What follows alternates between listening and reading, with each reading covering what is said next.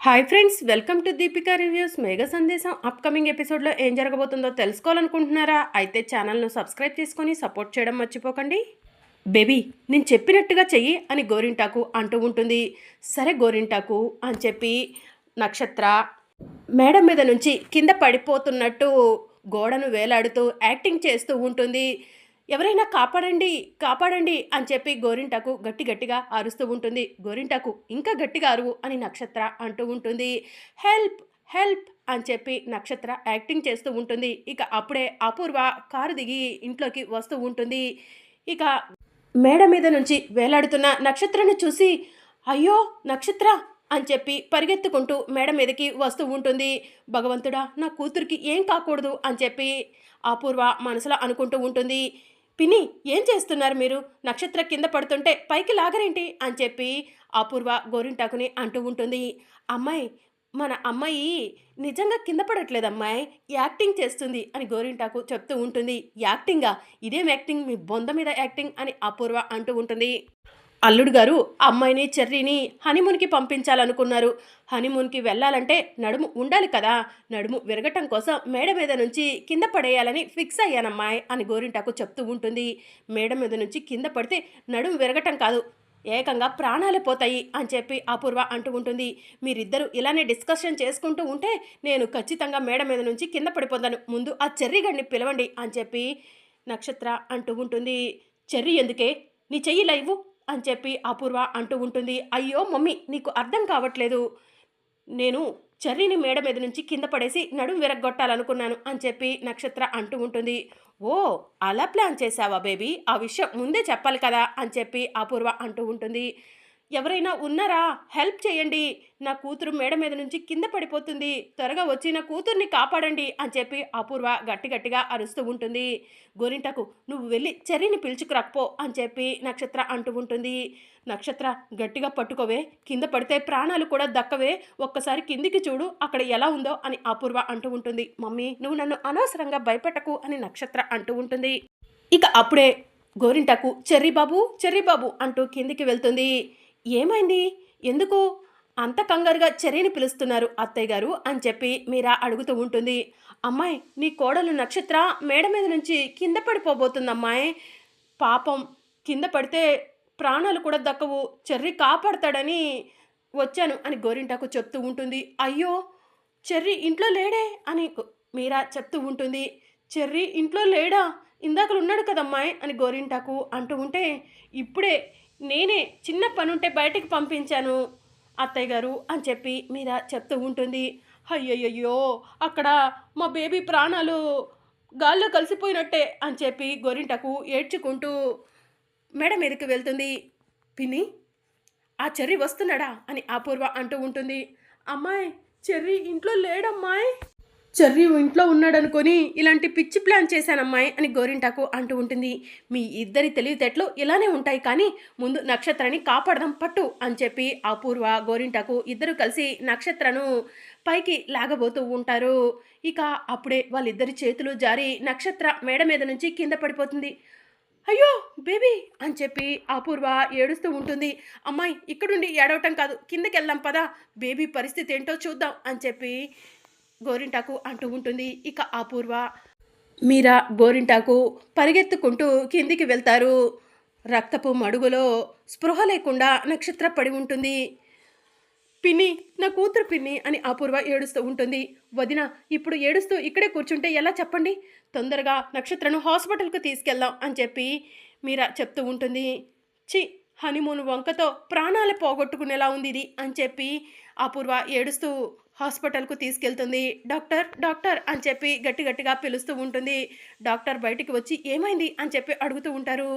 మా అమ్మాయి హనీమూన్ నుంచి తప్పించుకోవడం కోసం మేడ ముందు నుంచి పడిపోయింది డాక్టర్ అని చెప్పి గోరింటాకు చెప్తూ ఉంటుంది.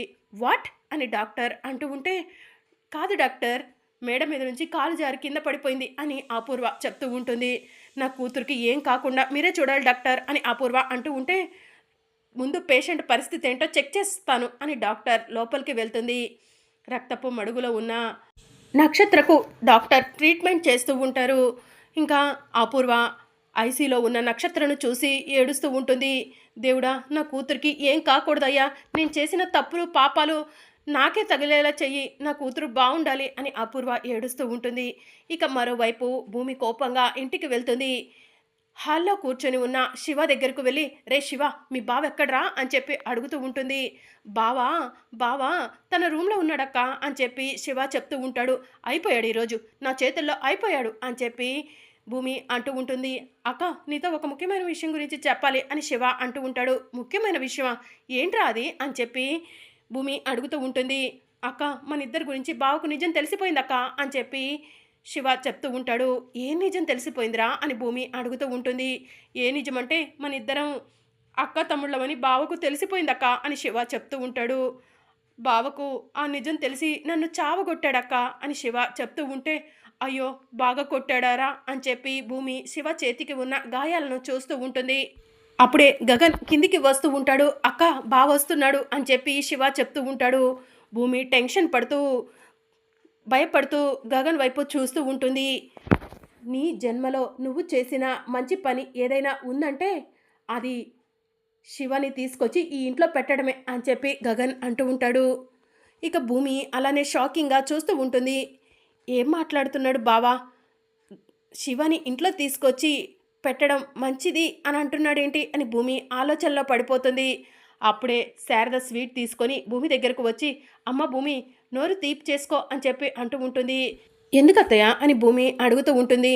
ఎందుకంటే తర్వాత చెప్తాను అని చెప్పి శారద అంటుంది. లేదత్తయ్య, ముందు చెప్పండి అని చెప్పి భూమి అంటూ ఉంటుంది. గగన్, నువ్వు కూడా స్వీట్ తీసుకొని శివకి తినిపించు అని చెప్పి శారద అంటూ ఉంటుంది. ఇక గగన్ స్వీట్ తీసుకొని శివకి తినిపించి, సారీ శివ, నిన్ను కొట్టినందుకు అని చెప్పి అంటూ ఉంటాడు. పర్వాలేదులే బావా అని చెప్పి శివ అంటూ ఉంటాడు. అత్తయ్య, స్వీట్ ఎందుకు తినిపిస్తున్నారు, బావ శివకి ఎందుకు స్వీట్ తినిపిస్తున్నాడో చెప్పండి అత్తయ్య అని చెప్పి భూమి అంటూ ఉంటుంది. అమ్మ భూమి, నీ తమ్ముడు శివ వల్ల నీ జీవితం కూడా బాగుండబోతుంది. గగన్ త్వరలోనే నిన్ను దగ్గరికి తీసుకుంటాడు అని చెప్పి శారద చెప్తూ ఉంటుంది. శివకి బావ నన్ను దగ్గరికి తీసుకోవడానికి సంబంధం ఏంటత్తయ్య అని భూమి అంటూ ఉంటుంది. ఏంటంటే నీ తమ్ముడు శివ ఈ ఇంటికి అల్లుడు కాబోతున్నాడు భూమి అని చెప్పి శారద చెప్తూ ఉంటుంది. అంటే అత్తయ్య, మన పూర్ణికి శివకి పెళ్లి చేయాలనుకుంటున్నారా అని చెప్పి భూమి అడుగుతూ ఉంటుంది. కరెక్ట్గా చెప్పావు భూమి అని చెప్పి శారద అంటూ ఉంటుంది. ఇదేంటి, పూర్ణికి నాకు పెళ్ళా అని శివ షాకింగ్గా అడుగుతూ ఉంటాడు.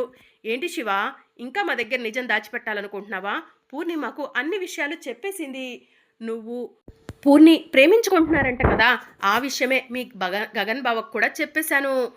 మీ గగన్ బావ కూడా మీ ఇద్దరి పెళ్ళికి ఒప్పుకున్నారు శివ. మీరిద్దరూ పెళ్లి చేసుకుంటే మీ భూమి యొక్క జీవితం కూడా బాగుంటుంది అని శారద చెప్తూ ఉంటుంది. నేను పూర్ణి ప్రేమించుకోవడం ఏంటి, అలాని పూర్ణి ఆంటీకి చెప్పడం ఏంటి అని శివ ఆలోచిస్తూ ఉంటాడు. శివ, శారద ఆంటీ చెప్పింది నిజమా? ఎంత గొప్ప శుభవార్త ఇది అని చెప్పి భూమి అంటూ ఉంటుంది.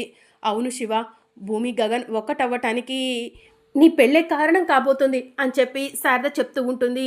అదెలా కుదురుతుంది అత్తయ్య అని భూమి అంటూ ఉంటుంది.